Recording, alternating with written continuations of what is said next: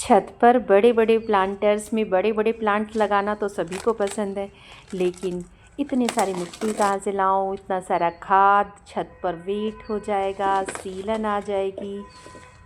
छत बैठ भी तो सकती है, और अगर बड़े बड़े प्लांटर्स कभी टूट जाए, कभी ग्रो बैग फट जाए, तो कौन इसको रिपोर्ट करेगा?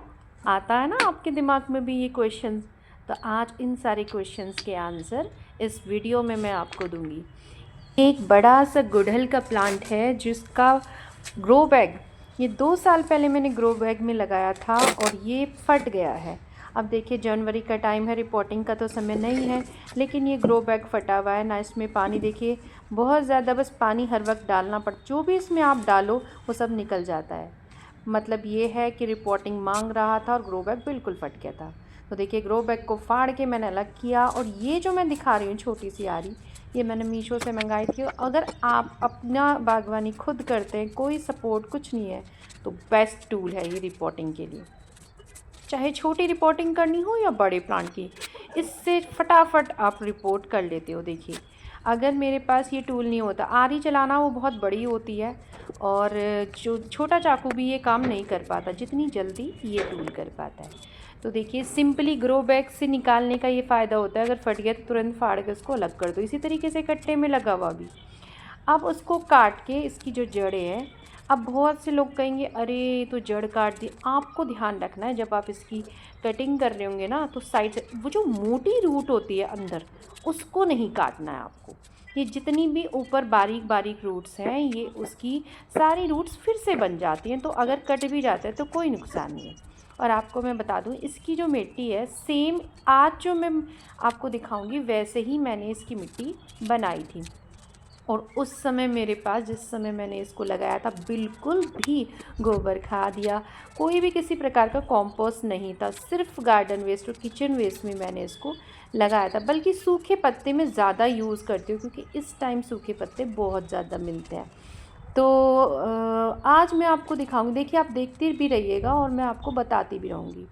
बहुत से लोग कहते हैं आपकी छत पे वेट नहीं हो जाता, तो आज मैं इसकी मिट्टी जिस तरीके से बनाऊंगी, सिर्फ बनाऊंगी नहीं, आपको पॉट भरने का तरीका।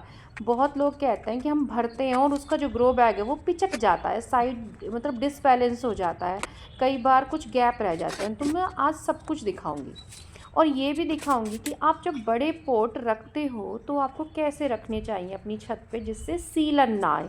क्योंकि ये क्वेश्चन बहुत लोग करते हैं मुझसे कि आप इतने बड़े बड़े पॉट आपकी छत पे हैं, क्या उनसे सीलन नहीं आती? तो मैं कहाँ तक उनका आंसर करूँ? तो इस वीडियो में मैं आपको दिखाऊंगी कि मैं किस तरीके से अपने पोट्स को रखती हूँ, छोटे बड़े सब कुछ। मैं कभी भी वो ज़मीन पे नहीं मिलेंगे। देखिए, ये ईंटें हैं, और ईंटों को मैंने इस तरीके से रखा है, और जो बीच में रहेगा वो भी मैंने कुछ टूटे हुए गमलों के टुकड़े रख दिए। आपके पास ईंट नहीं है तो कुछ भी रख सकते हो, गमले के टुकड़े रख सकते हो डायरेक्ट ज़मीन, जिससे कि वो जो पानी है ना, वो उस पर ना जमा हो, वो नीचे से निकल जाए। अब देखिए, ये जो मैं मिट्टी डाल रही हूँ, ये मैं इसके अंदर से जो निकली है वो नहीं डाल रही। आप ध्यान रखिएगा, कभी भी जो पोट से निकली मिट्टी है वही नहीं डालनी। ये वो है जो मैंने अभी हल्दी की हार्वेस्टिंग करी थी, वो उसकी। अब मैंने 1 महीना पहले इसको रिपोर्टिंग के से जो वेस्ट है वो सबमिट करना, जोड़ना शुरू कर दिया था। तो ये मैंने कुछ चीज़ें, देखिए, जब भी आप बड़ा पोट लेते हो तो उसमें ऐसी हार्ड चीज़ें भी आप डाल सकते हो। पहले मैंने सूखे कागज़ वगैरह, ये सब चीज़ें, ये सब मैंने 1 महीना पहले से स्टोर कर रखे थे इसी ग्रो बैग में। मैंने कई बार वीडियोस में दिखाया भी है आपको। तो ये सारे आधे हाफ डिकम्पोज हो गए हैं, अभी मैं दिखाऊंगी आपको। उसमें मैंने थोड़ा बहुत किचन वेस्ट भी डाल दिया था। तो जितनी भी लकड़ियां हैं, यहाँ ध्यान दीजिएगा कि ये सारी मैंने गार्डन में अपनी जो प्रूनिंग करी थी उन्हीं की है। और उनको जब आप करते हो ना, इस छोटा करना है और उसको साइड में नहीं करना, बीच में रखनी है। ये मतलब इस तरीके से करना है कि आपकी जो ग्रो बैग है ना, उसमें जाके टकराए ना, शेप ना बिगाड़े। तो इस तरीके से हाथ से मरोड़ के छोटा करके उसको दबा दबा के इस तरीके से फिल करना है। देखिए, लकड़ियाँ बहुत मुश्किल होता है, बहुत सोचते हैं कि इन लकड़ियों का जी नहीं, आपको कुछ भी बाहर नहीं फेंकना, गंदा नहीं करना। इन सब से देखिए बहुत अच्छे से ये प्लांट भी चलेगा, फ्लावरिंग भी करेगा। मैं सब कुछ दिखाऊंगी आपको। और देखिए आज से मेरी रिपोर्टिंग शुरू हो गई है। ये देखिए ये जो मैंने इसमें वेस्ट डाला है ना, ये हाफ डीकम्पोज हुआ हुआ, जो भी गार्डन में झाड़ू लगता है, पत्ता, इसमें कुछ किचन वेस्ट भी था, देखिए डीकम्पोज हो गया है वो खुद ही 1 महीने में। तो आपको दिख रहा है इसका कलर कितना ब्लैक है। तो अब हमने डाला है, आप ध्यान से देखते ही ज़रूर रहिए कि मैं किस तरीके से, अब सारा वो हाफ डीकम्पोज हुआ वो मैंने डाल दिया। उसके बाद डाल दिए सूखे पत्ते और डाल के मैं उसके अंदर दबा रही हूँ। जो भी एयर गैप्स हैं सारे वो भर जाएंगे और आपका जो ग्रो बैग पिचक जाता है एक साइड से इधर उधर। पहले मुझे पता नहीं था, मैं भी ऐसी कर देती थी, और अब लेकिन मैंने सीखा कि हर चीज़ एक्सपीरियंस हर चीज़ सिखा देती है।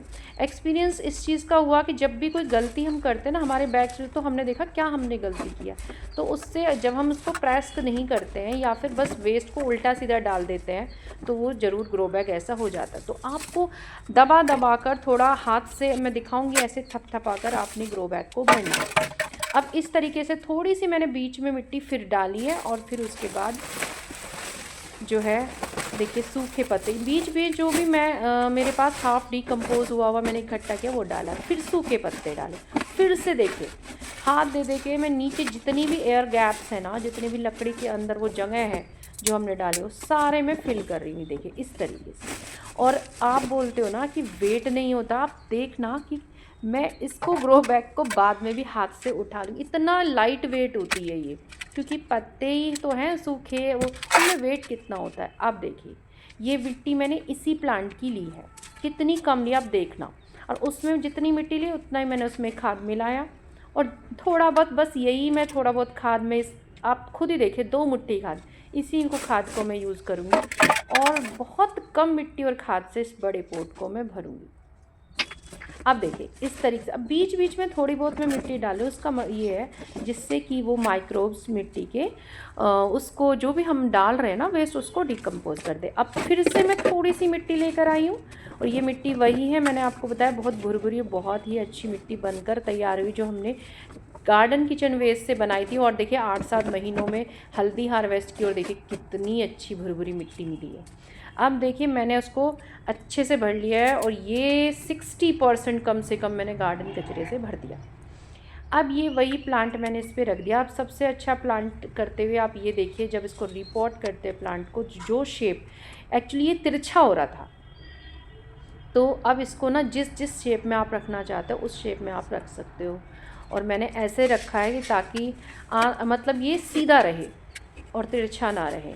और इसके बाद देखिए मैं थोड़ा सा गोबर खाद लेकर आई हूँ उस मिट्टी में। अब साइड में हमें फिलिंग करनी है। आप साइड में जो फिलिंग करते हो ना, अब जो मैं आपकी फिलिंग दिखा रही हूँ वो फिलिंग मैंने ये तो 18 इंचज़ का ग्रो बैग है, मैंने बड़े बड़े जो किए ना वो भी इसी तरीके से किया। अब मैंने थोड़ी सी गोबर खाद और मिट्टी डाली। अब फिर से देखिए यहाँ मैं सूखे पत्तों का इस्तेमाल कर रही हूँ। आप इसमें ग्रीन वेस्ट भी डाल सकते हैं। ग्रीन वेस्ट मतलब जो आप प्रूनिंग करते हो ना, हरी अपने गार्डन की लीव्स पत्तियाँ, वो भी आप साइड में, बिल्कुल मत डरिए कि वो ख़राब हो जाएंगे, बिल्कुल नहीं। ये पहली बात तो ये है, ये एक मैच्योर प्लांट है, और जो प्लांट कटिंग से लगते हैं या मैच्योर है वो बहुत कम मरते हैं।